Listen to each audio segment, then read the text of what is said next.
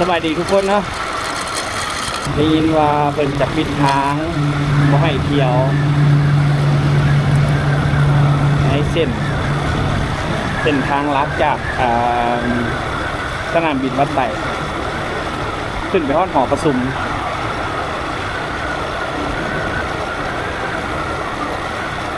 แล้วตอนนี้ก็ยังเที่ยวได้อยู่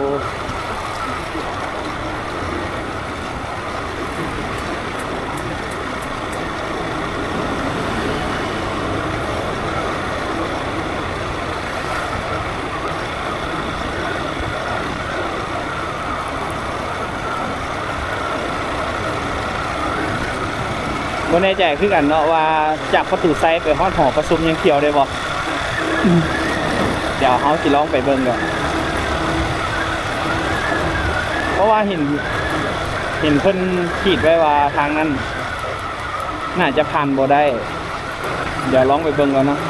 ว่าสิผ่านได้บ่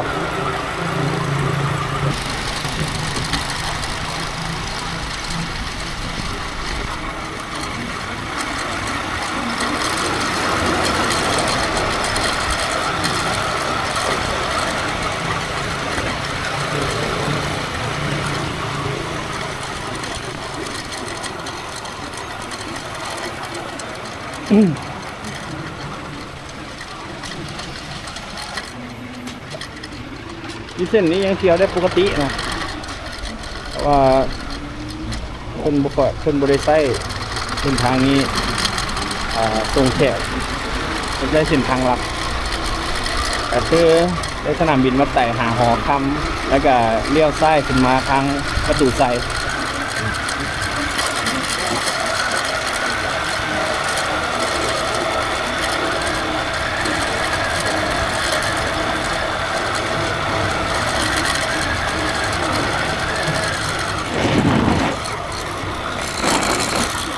จับจอกทับเหงื่อน็อตรุด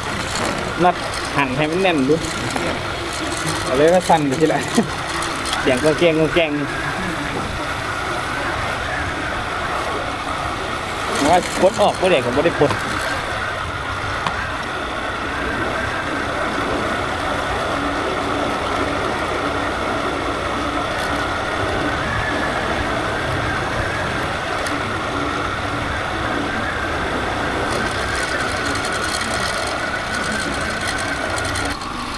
มึงสิร้อง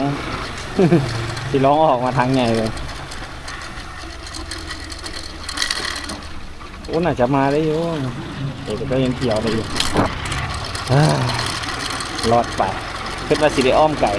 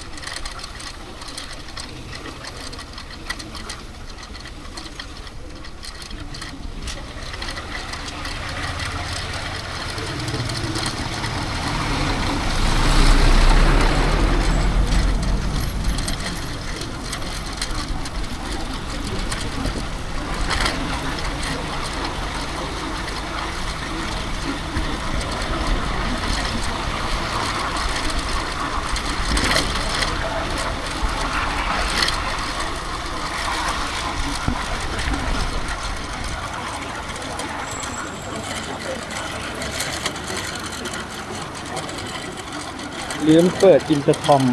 ลมโทรศัพท์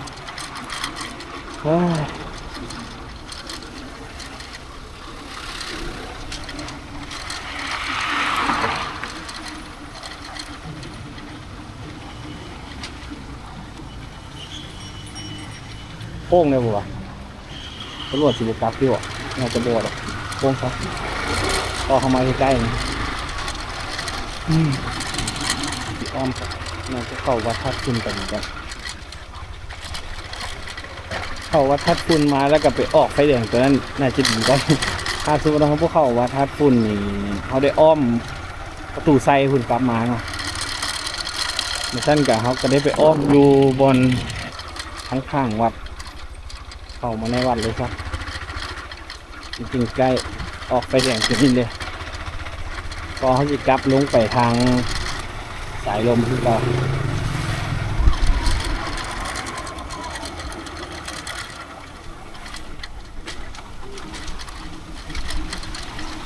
เล็กๆน้อยๆ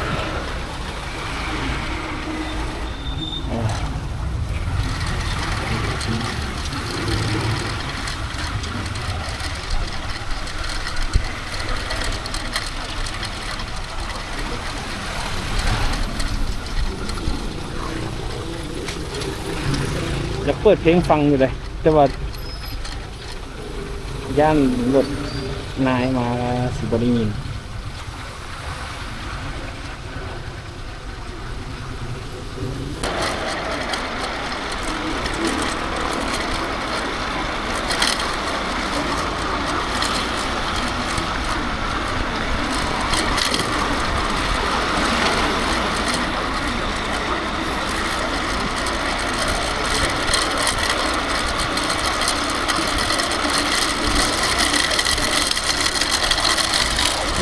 ตรงนี้ก็สั่นอยู่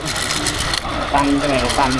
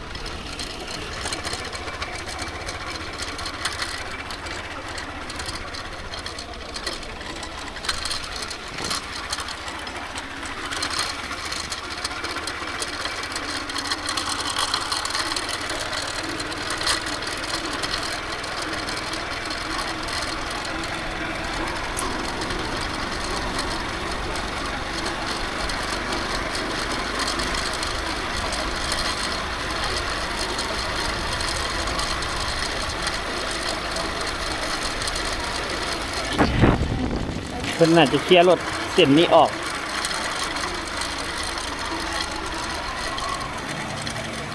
โอ้ไปทางนี้บ่ได้เหรอชิปหายแล้วออกซ้ายบ่ได้ออกเส้นลักบ่ได้เพิ่นสิได้อ้อมออกแคมป์ของพุ่นแหละ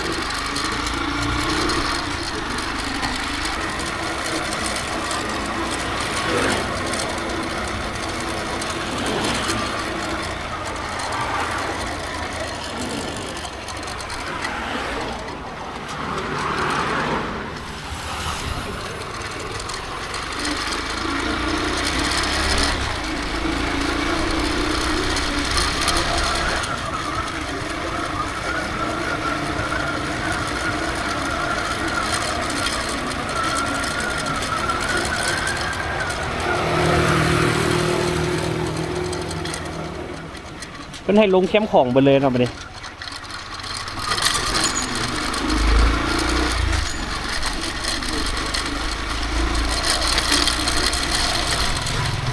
สั้นกับเขาสิขึ้นแคมป์ของเลย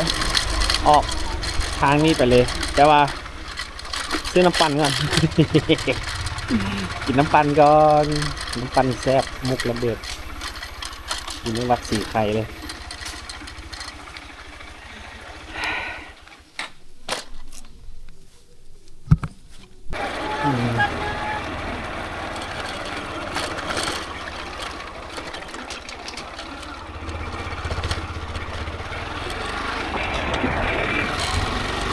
ขึ้นแคมป์ของมา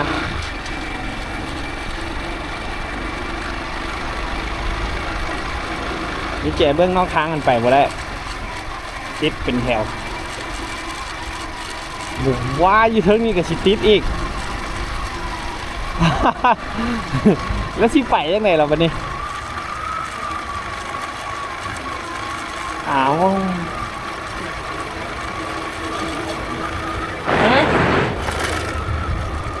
กับเจ้าขึ้นมาพร้อมไอที่หันจะแบบเอียงรถคือติดไปสิครับข้างหน้าไม่ให้ไปอีกว่า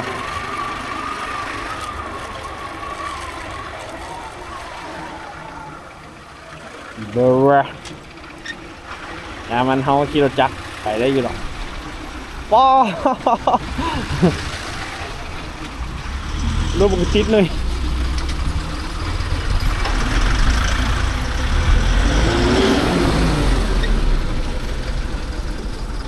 โอ้โห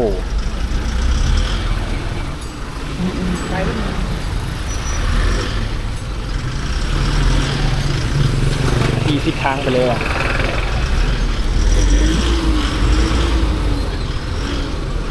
กระชิเพิ่นกระชิเปิดให้มาได้ที่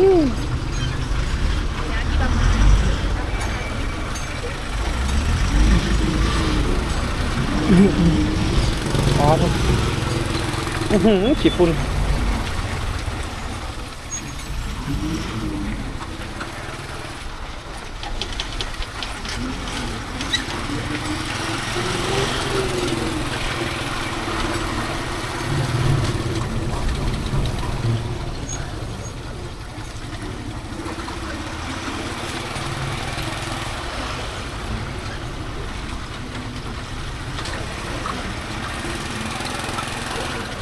ไปว่าเพิ่นน่าจะเปิดให้มาเพราะทางนั้นมาบ่ได้ทางใหญ่ครับ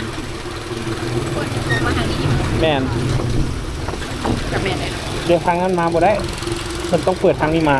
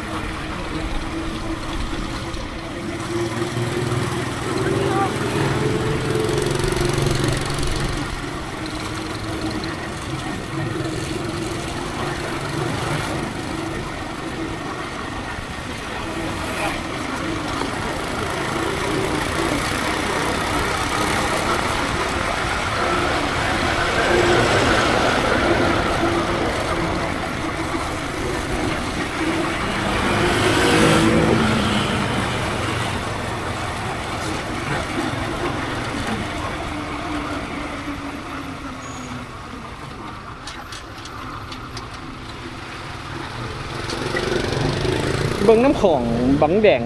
คือฝนสิตกนี่แหละ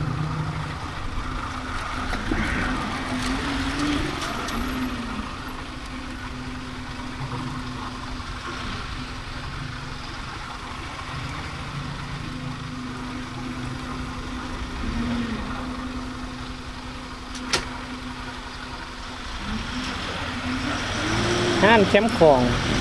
ที่เอ็นที่กระปิดมาเลยนะเป็นข้อของประสุกจะแล้ว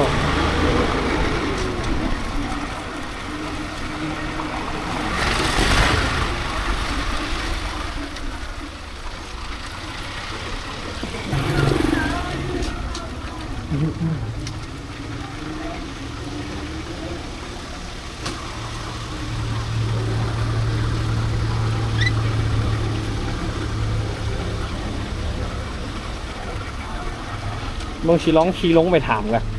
ไปได้บ่วะไปได้ก็สิไปว่าได้ก็สิขึ้นขั้นครูขึ้น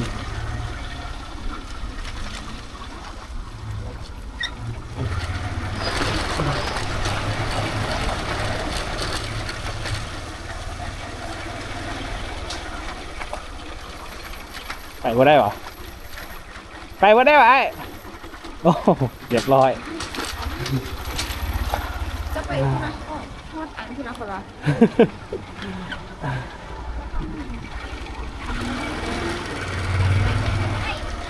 ไปขึ้นแคมป์ของเพื่อนบ่ให้ค่ะเพื่อนบ่ให้ไปวะ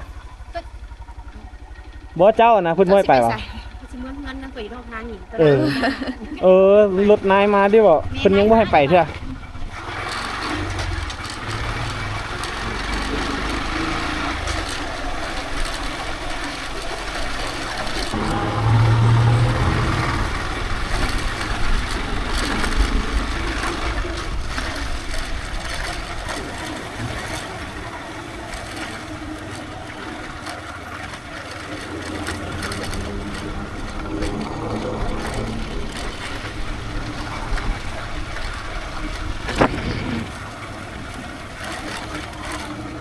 โอ้โห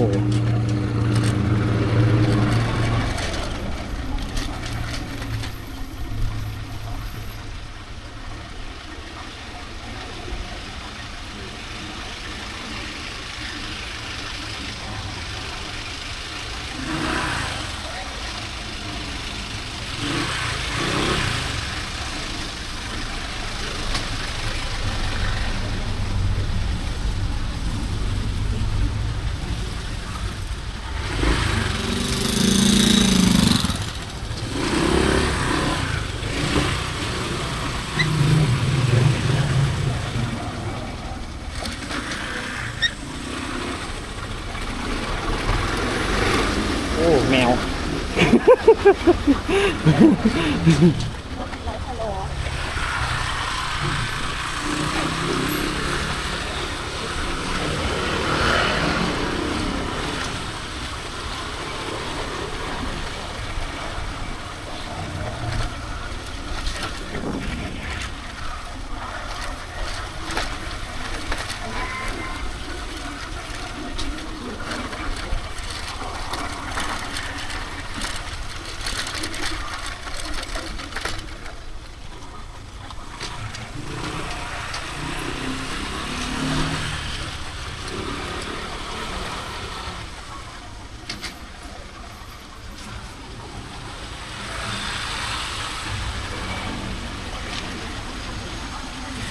กลายมาจักปีแล้ว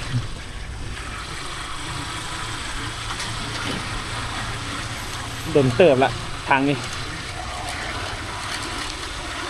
ต้นหลายเขาออกแต่เส้นนั้นเด้เส้นแคมป์ของเลยเด้ต้นนี้บ่ได้ออก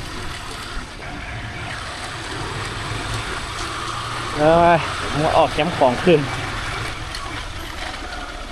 ปัญหาคือน้ำมันรถนี่นะที่เบิร์ดแล้วนี่ที่ใส่นะเลย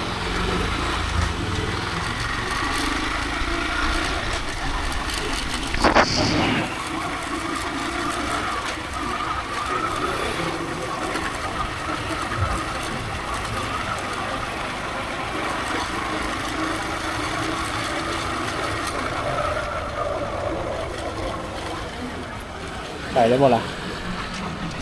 โอ้ได้ละปล่อยทางละไปเลยเดี๋ยวไปได้ปะไปบ่ได้ปะเอามาฉีดไปใส่น้ำมันรถซะดอก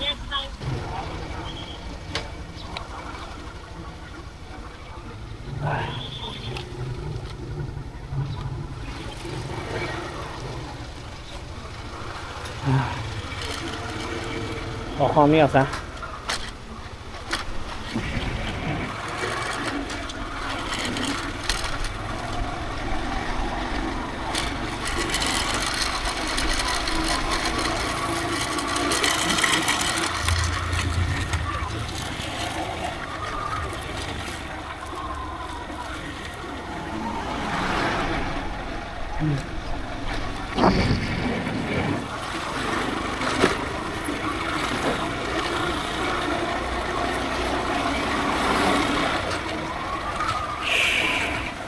เดี๋ยว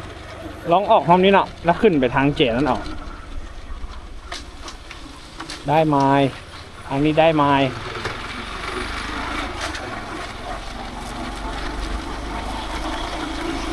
ขอไปใส่น้ำมันรถก่อนเด้อ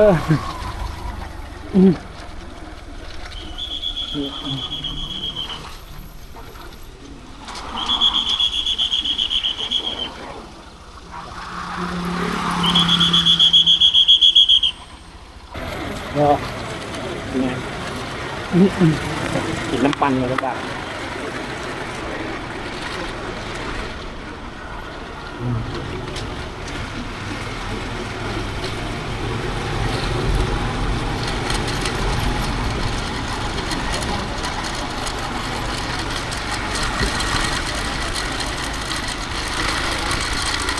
เกือบเลยเบิด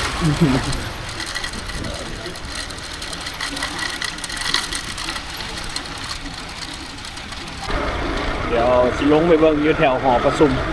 ว่าไปได้บ่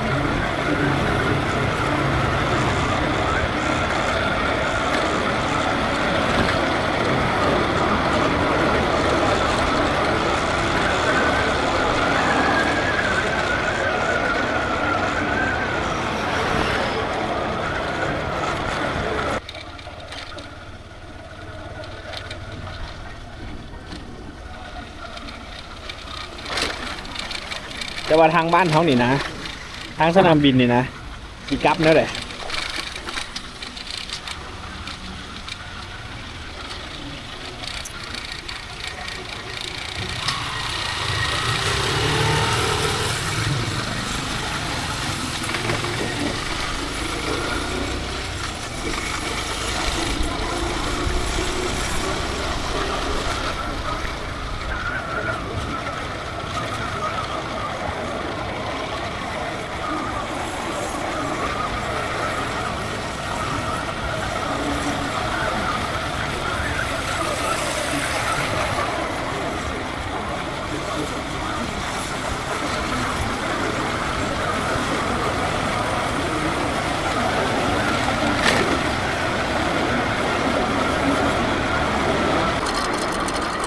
แปลว่า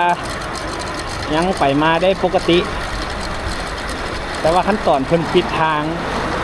จะได้ใช้เส้นทางอื่นไปเพิ่นสิปิดทางเป็นบางช่วงเนาะบางช่วงที่เพิ่นรับแขกมากับเพิ่นก็สิปิดทางเขาก็ได้ใช้เส้นทางอื่น